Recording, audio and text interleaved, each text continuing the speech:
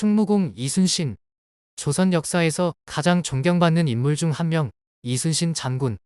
그는 나라를 지키기 위해 생애를 바친 불패의 명장입니다. 지금부터 그의 생애를 따라가 보겠습니다. 출생과 성장. 이순신 장군은 1545년 한성에서 태어났습니다. 이순신은 어린 시절부터 학문과 무예에 매진하며 자신의 역량을 키웠습니다. 또한 강직한 성품으로 주변의 신망을 얻었습니다. 이순신의 아버지 이정은 정치적인 이유로 관직에서 물러나야 했습니다. 그 이후 가족은 변방 지역으로 이주하며 경제적으로 어려운 생활을 이어갔습니다. 하지만 그는 어려운 가정 환경 속에서도 꿈을 잃지 않고 군인의 길을 선택합니다.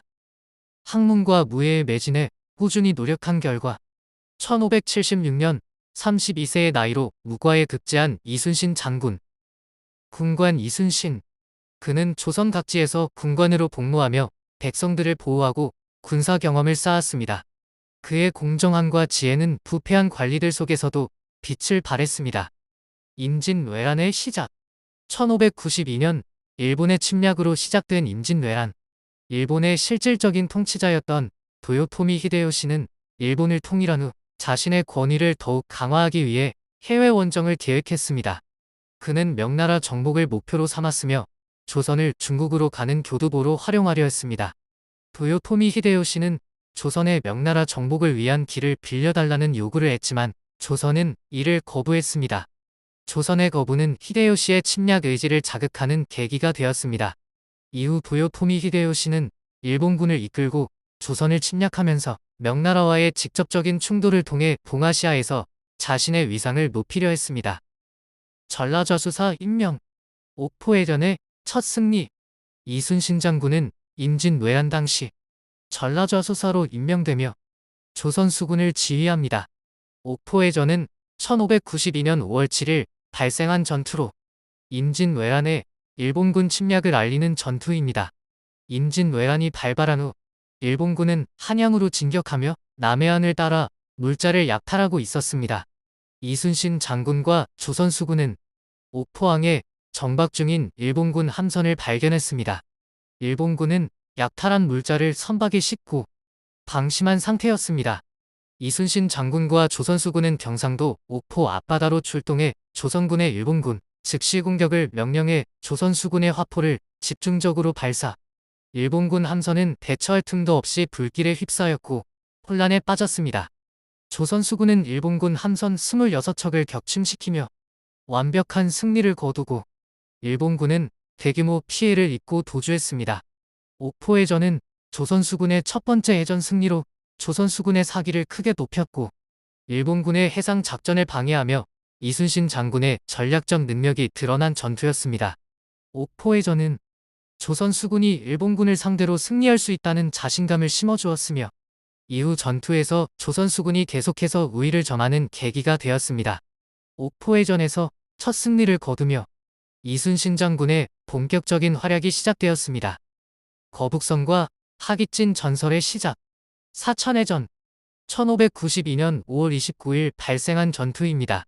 사천 지역은 일본군의 해상 보급로 중 하나였습니다. 일본군은 이곳에 군함을 배치해 방어를 강화하고 있었습니다. 사천해전은 거북선이 처음으로 실전에 등장한 전투였습니다. 거북선은 철갑으로 덮인 구조와 화포를 활용해 일본군에게 큰 충격을 주었습니다. 이순신 장군은 일본군이 방심하도록 일부 병력을 숨겨두고 적선을 유인하는 전술을 사용했습니다. 일본군이 함선에 분산된 틈을 타 거북선과 판옥선을 동원하여 적을 강력히 공격했습니다. 거북선은 철갑으로 덮인 독특한 구조로 일본군에게 큰 혼란을 주었고 적선에 돌진하여 큰 타격을 입혔습니다. 일본군 함선 70여 척을 격파하며 압도적인 승리를 거두었습니다. 일본군은 조선 수군의 압도적인 화력과 전술에 퇴각할 수밖에 없었습니다. 일본군은 해상 보급로가 차단되어 큰 타격을 입었고 이후 조선 수군과의 해전에서 소극적인 태도를 보였습니다. 한산도 대첩. 한산도 대첩은 1592년 8월 14일 발생한 전투입니다. 이순신 장군은 다시 한번 일본군의 보급로를 차단하고 조선 수군의 우위를 확립하기 위해 한산도 근처에서 결전을 계획했습니다. 이순신 장군은 일본군을 좁은 해역으로 유인한 뒤 포위했습니다. 이 진영은 적을 효과적으로 포위하고 각 함선의 화력을 최대한 활용할 수 있도록 설계한 하객진 전법이었습니다. 조선 수군은 학이 날개를 펼친 모양의 진영을 갖추어 완전 포위된 일본군을 대파합니다. 이 전투는 조선 역사에서 가장 위대한 해전으로 꼽힙니다. 조선 수군은 한산 도대첩을 통해 제해권을 장악하며 임진왜란의 전세를 유리하게 이끌었습니다. 정치적 모함과 정유재란의 발발, 임진왜란에서의 전투에서 큰功을 세워 조선의 인정을 받고 있던 이순신 장군. 그의 공적을 질투한 일부 관리들로 인해 이순신은 직책을 잃고 투옥됩니다. 그 이후 1597년 1월 정유재란이 발발합니다. 임진왜란 이후 명나라와 일본 사이에 휴전 협상이 진행되었으나 서로의 입장 차이로 결렬되었고 도요토미 히데요시는 자신의 야망을 포기하지 않고 다시 한번 조선을 침략하기로 결정합니다.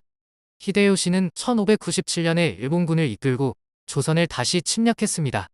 칠전량 해전에서 일본군이 조선 수군의 주요 병력을 기습했고 예상치 못한 일본군의 기습과 이순신 장군의 부재로 조선 수군의 주력은 거의 괴멸했습니다. 복귀, 그리고 명량해전.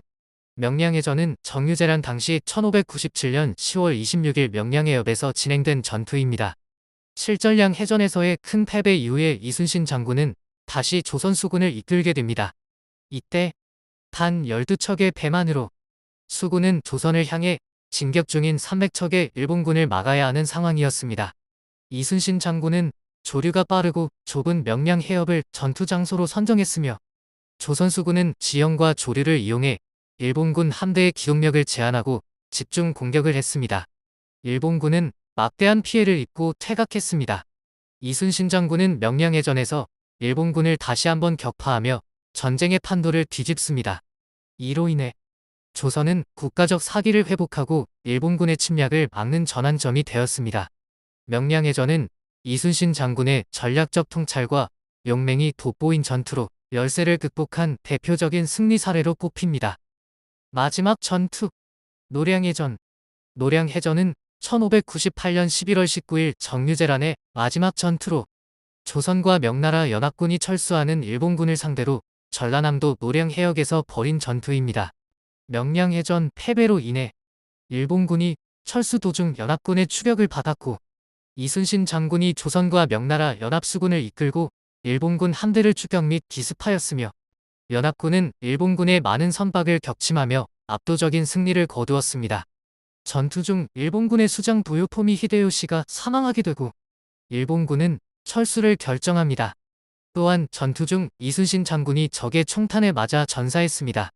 노량해전 전투로 인해 일본군의 철수 완료로 정유재란은 종결되었고 조선과 명나라의 승리로 일본군의 조선에 대한 재침략 야망이 좌절되었으며 이순신 장군의 희생으로 조선의 자주성과 해상 방어의 중요성이 부각되었습니다. 임진왜란의 종결을 알리는 역사적 전투로 역사에 기억되었습니다. 노량해전은 조선의 최후 승리를 상징하는 전투이었습니다. 생사가 걸린 혹독한 전투에서 단 한 번의 패배도 하지 않은 조선 의명장 이순신 장군.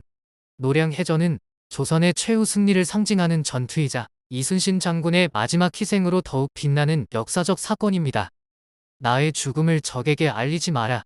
이순신 장군은 자신의 죽음이 알려질 경우 조선군의 사기가 떨어지고 전투 상황이 불리하게 전개되거나 일본의 재침략을 염려했던 것이었습니다. 따라서 자신의 희생보다 전투의 승리와 나라의 안위가 더 중요하다고 여겼으며 이순신은 전쟁을 지휘하는 삼도수 군통제사로서 전사하는 순간마저 끝까지 조국을 위해 싸워야 한다는 책임감을 가졌던 것입니다. 충무공 이순신. 그의 전략과 리더십은 오늘날까지도 전 세계적으로 높이 평가받고 있습니다. 조선의 바다를 지키고 역사를 바꾼 영웅 이순신.